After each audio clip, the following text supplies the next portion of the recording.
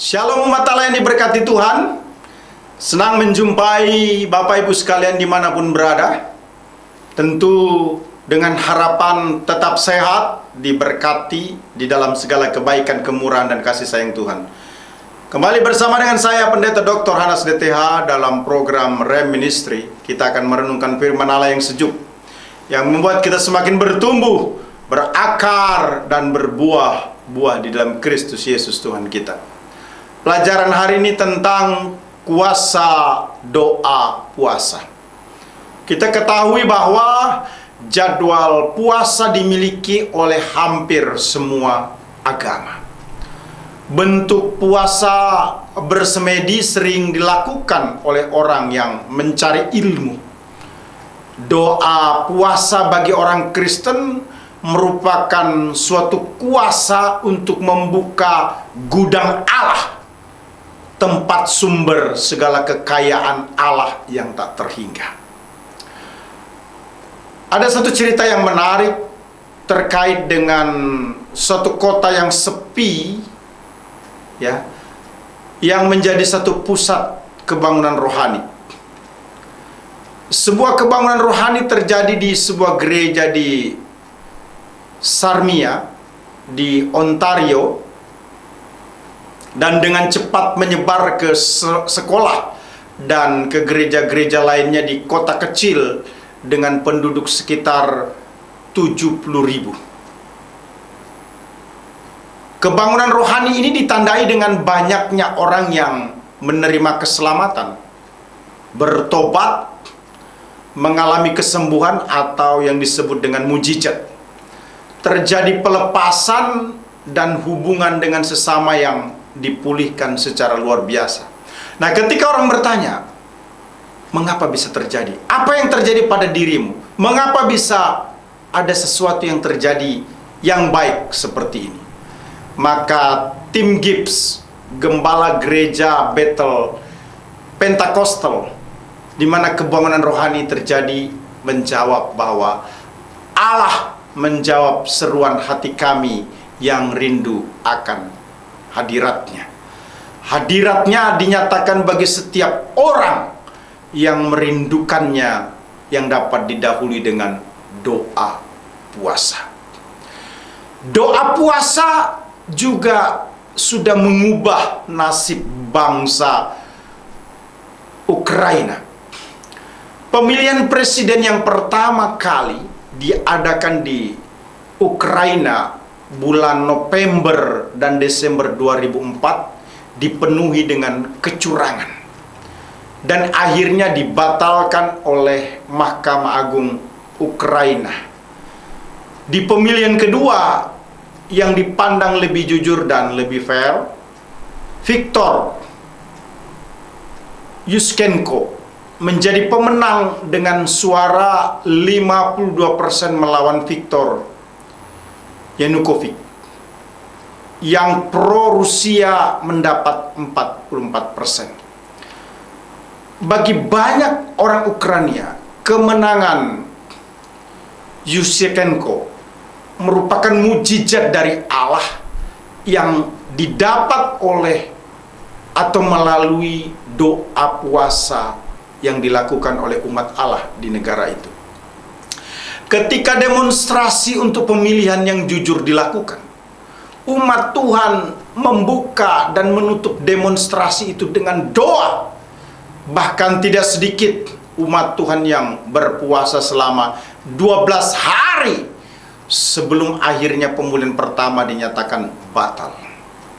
Sunday Adelaja, seorang gembala salah satu gereja terbesar di Ukraina berkata, sekitar 400 hingga 500 gembala di sana setiap hari berdoa dengan mikrofon di lapangan, sehingga setiap orang dapat datang dan bergabung dalam doa. Berdoa untuk Ukraina dan berpuasa, berkhotbah, serta memberikan alternatif secara Kristiani.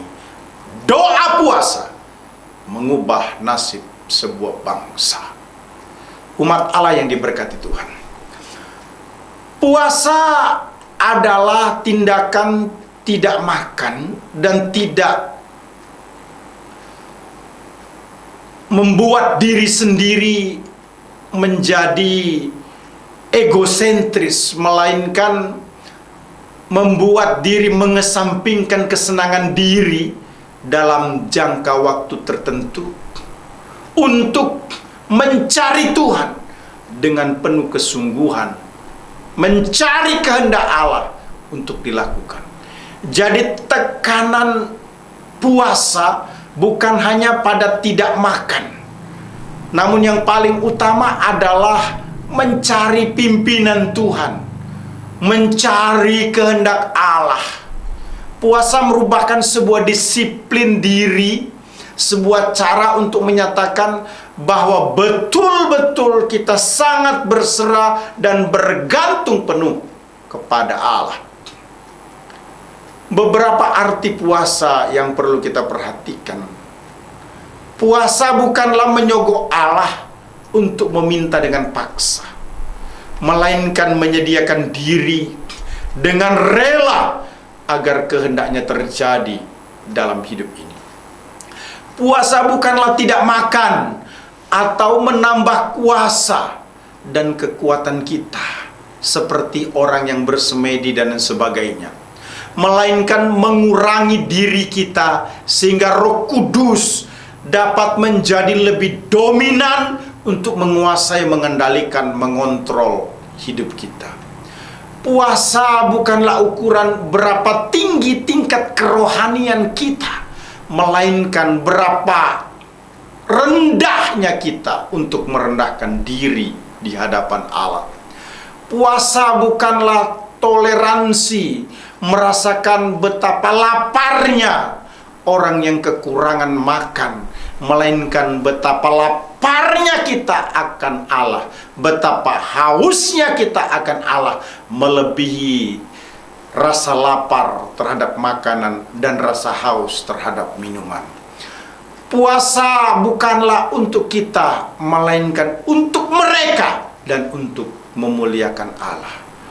Puasa bukan hanya sekedar berdiam diri dan merenung, melainkan juga kesempatan berperang dan melawan kuasa kegelapan.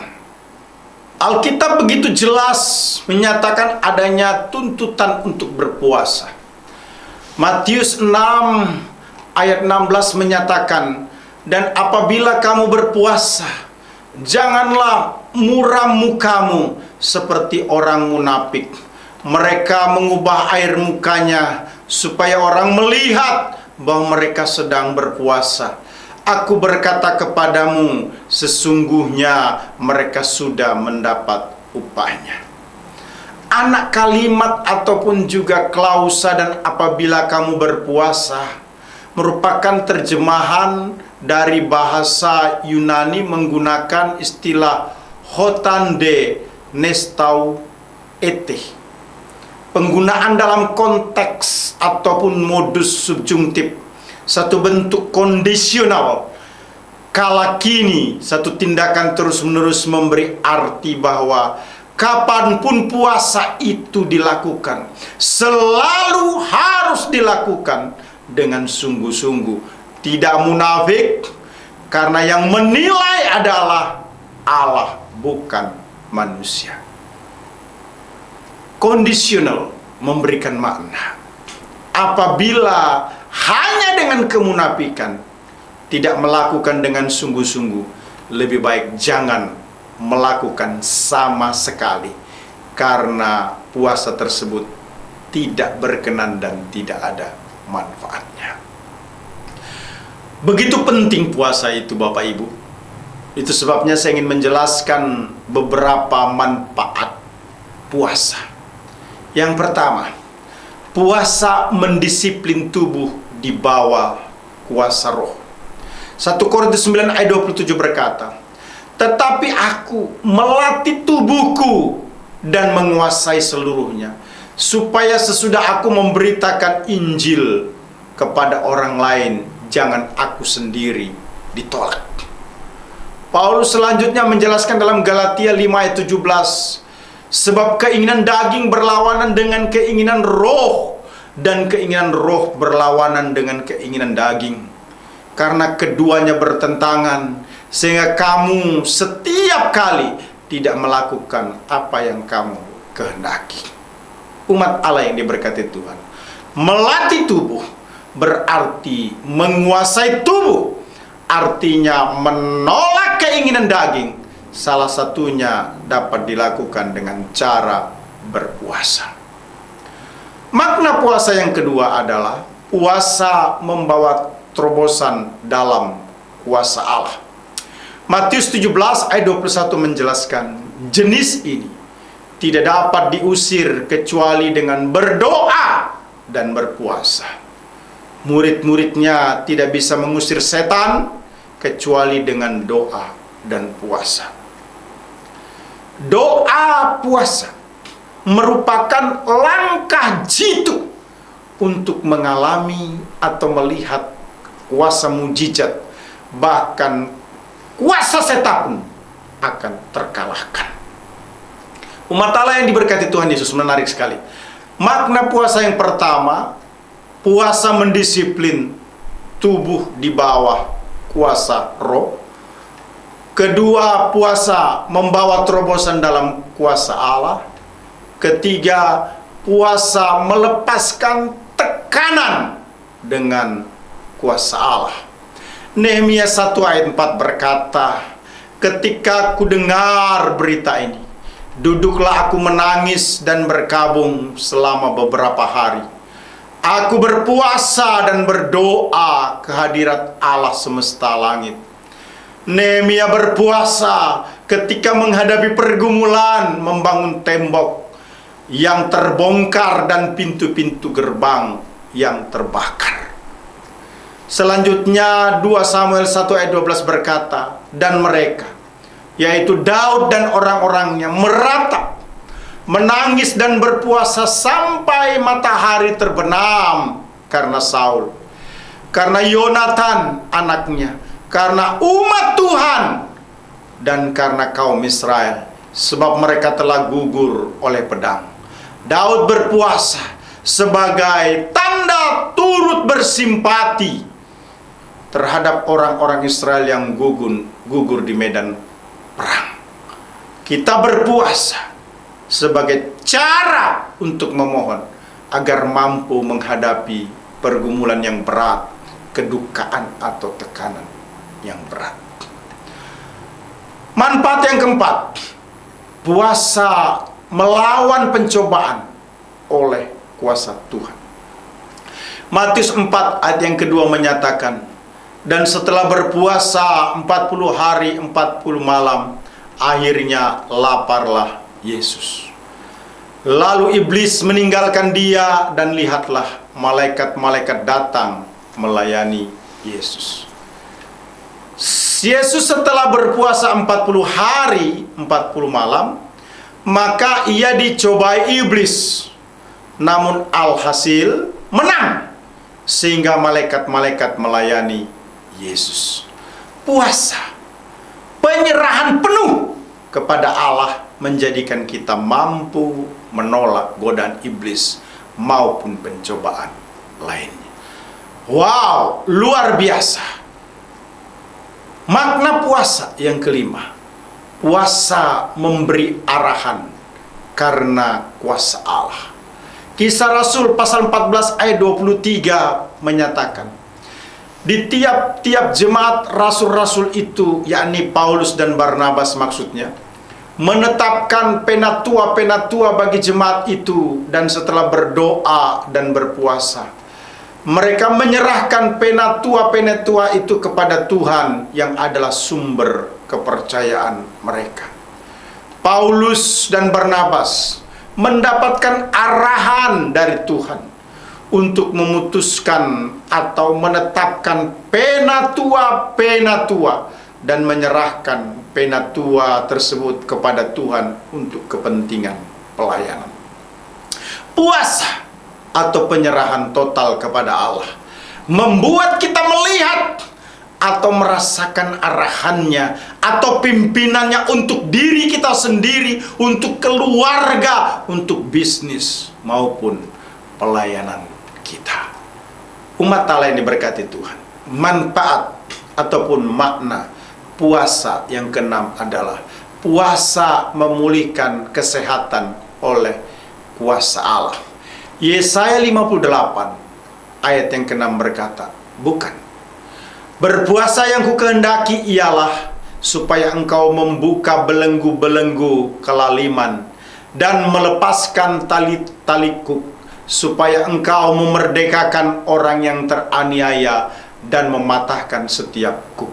Ayat yang ketujuh, supaya engkau memecah-mecah rotimu bagi orang yang lapar dan membawa ke rumahmu orang miskin yang tak punya rumah. Dan apabila engkau melihat orang telanjang, supaya engkau memberi dia pakaian dan tidak menyembunyikan diri terhadap saudaramu sendiri. Selanjutnya ayat 8. Pada waktu itulah terangmu akan merekah seperti fajar dan lukamu akan pulih dengan segera. Kebenaran menjadi barisan depanmu dan kemuliaan Tuhan barisan belakangmu. Puasa, penyerahan diri kepada Allah dapat memulihkan kesehatan. Dalam hal ini disebut luka. Dr. Ray Walford menyatakan bahwa puasa memperlambat proses penuaan, memperpanjang usia, bahkan meningkatkan imunisasi tubuh. Luar biasa. Jadi berpuasalah, karena puasa itu menjadi sangat penting bagi kehidupan kita sebagai anak-anaknya. Kalau kita melihat Yesaya 58 ayat 3-13, maka setidaknya ada 5 bukti puasa yang benar. Atau dengan kata lain, kita bisa melihat ada 5 hal yang penting yang membuat puasa menjadi batal. Pertama, semena-mena terhadap buruh atau anak buah, ayat 7. Yang kedua, berbantah-bantahan atau berkelahi, ayat yang ke-7. Menekan sesama, ayat yang ke-9.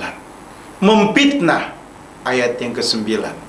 Tidak memperhatikan hari bersama Tuhan atau sabat bersama Tuhan, ayat 13.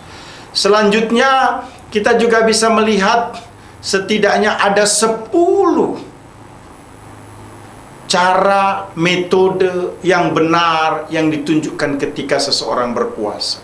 Yang pertama, merendahkan diri. Kembali dalam Yesaya 58 ayat 3 sampai dengan 13. Merendahkan diri ayat 5. Membuka belenggu kekelaliman ayat 6. Melepaskan tali kuk atau beban ayat yang ke-6. Memerdekakan orang yang teraniaya ayat yang ke-6. Memecah-mecah atau memberi makanan roti bagi yang lapar ayat yang ke-7. Membawa ke rumah atau memberi tempat tinggal orang yang miskin yang tak punya rumah ayat yang ke-7. Memberi pakaian orang yang telanjang ayat yang ke-7. Bersedia menolong, tidak menyembunyikan diri ayat yang ke-7. Menyerah atau memberikan atau menolong orang lapar dari apa yang bisa atau diingin lakukan sendiri ayat 10. Memuaskan hati orang yang tertindas. Ini penting Bapak Ibu yang dikasihi Tuhan Yesus Kristus. Sekali lagi saya ingin mengingatkan, puasa yang benar ditunjukkan dengan merendahkan diri, membuka belenggu kelaliman, melepaskan tali kuk atau beban, memerdekakan orang yang teraniaya, memecah-mecah atau memberi makan roti bagi yang lapar, membawa ke rumah atau memberi tempat tinggal orang miskin yang tak punya rumah, memberi pakaian orang yang telanjang, bersedia menolong, tidak menyembunyikan diri, menyerahkan atau memberikan atau menolong orang lapar dari apa yang bisa kita lakukan, memuaskan hati orang yang tertindas. Selanjutnya ada peringatan, puasa menjadi batal karena dilakukan semena-mena terhadap buruh atau anak buah. Berpuasa sambil bertindak yang tidak baik, berbantah-bantahan atau berkelahi, menekan sesama, memfitnah, tidak memperhatikan hari Sabat atau bersama dengan Tuhan. Allah mengharapkan kita berpuasa. Berpuasa tidaklah sia-sia karena bermanfaat. Ada 6 manfaat doa puasa. Pertama, puasa mendisiplin tubuh di bawah kuasa roh. Kedua, puasa membawa terobosan dalam kuasa Allah. Ketiga, puasa melepaskan tekanan dengan kuasa Allah. Keempat, puasa melawan pencobaan oleh kuasa Allah. Kelima, puasa memberi arahan karena kuasa Allah. Keenam, puasa memulihkan kesehatan oleh kuasa Allah. Haleluya! Tuhan Yesus memberkati kita. Amin.